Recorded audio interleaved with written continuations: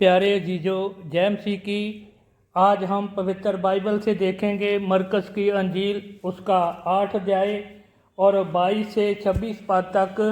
हम इस वचन में देखते हैं कि जब प्रभु यीशु मसीह बैतसैदा नगर में आए तो लोग एक अंधे को पकड़कर प्रभु यीशु मसीह के पास लेकर आए और उससे बेनती की कि इसको छुए।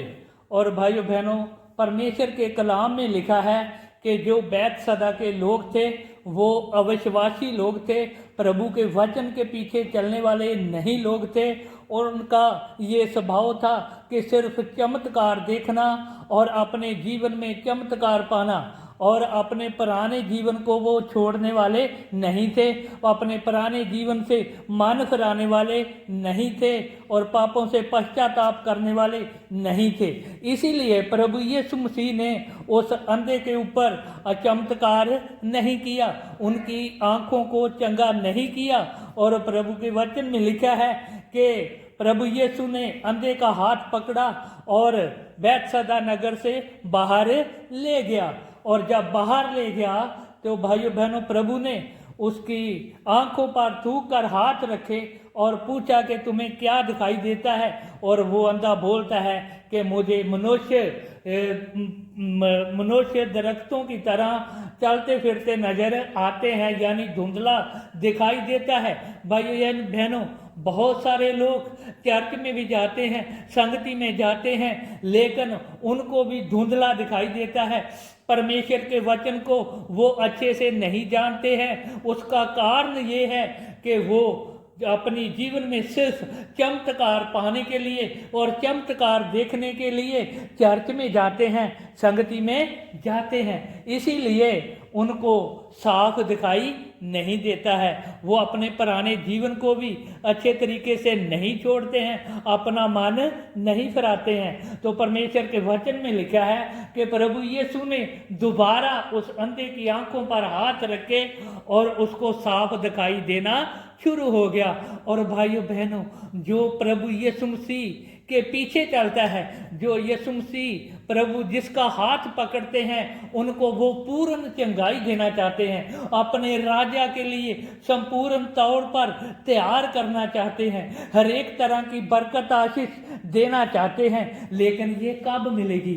जब आप पूरे मन से, पूरे दिल से प्रभु को जानने की कोशिश करेंगे, प्रभु के वचन को जानने की कोशिश करेंगे। और भाइयों बहनों, जैसा कि परमेश्वर के वचन में लिखा है, जब उस अंधे की आंखें खुल गई तो प्रभु यीशु मसीह ने उसको एक आज्ञा दी कि दोबारा अपने गांव में नहीं जाना, जिसका मतलब है कि उन लोगों के पास नहीं जाना, उनके जैसे काम दोबारा नहीं करने हैं। तुम आज़ाद हो चुके हो, दोबारा गुलामी में नहीं जाने का। जैसे गलातिया की पत्री उसका 5 अध्याय 1 ऐत में लिखा है कि मसीह ने स्वतंत्रता के लिए हमें स्वतंत्र किया है, अतः इसी में स्थिर रहो और दास्तव के जुए में फिर ना जुटो।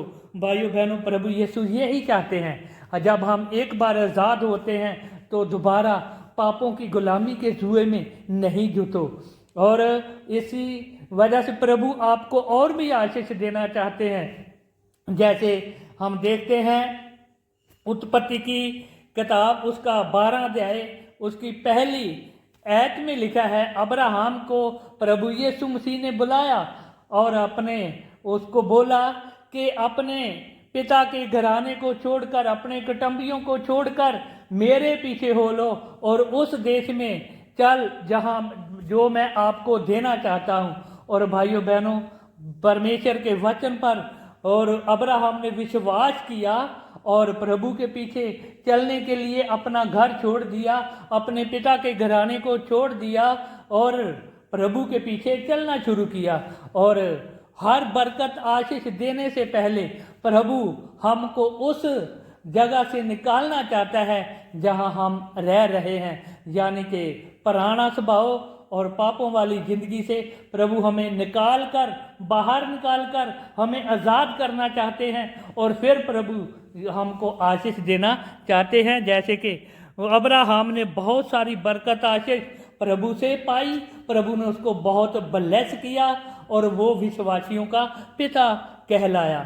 और भाइयों बहनों, आज हम प्रभु से हर एक तरह की आशीष पा सकते हैं और हर एक तरह का चमत्कार अपने जीवन में देख सकते हैं, लेकिन उससे पहले हमें निकलना होगा उस पापों की गुलामी वाली जिंदगी से, उस पापों की गुलामी वाली जीवन से हमें निकलना होगा, आज़ाद होना होगा और प्रभु के पीछे पीछे चलने की ज़रूरत है।